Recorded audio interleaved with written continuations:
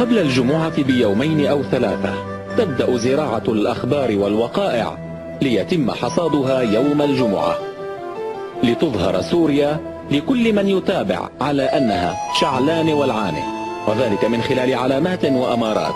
أولها أعداد القتلى.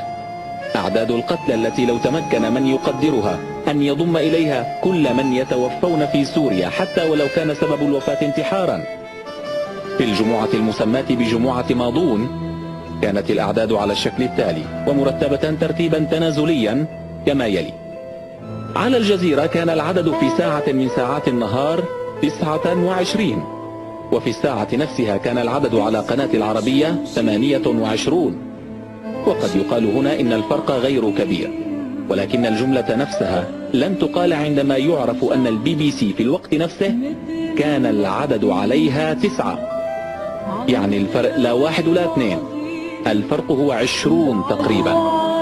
ولكن العدد يوضع في أيام الجمعة ويرفع، لأن ارتفاع العدد يدل على أن يوم الجمعة هذا ما ضاع فيه التعب، لأنه مو حلو كل هالتعب وما يكون في غير يا 1 يا 2.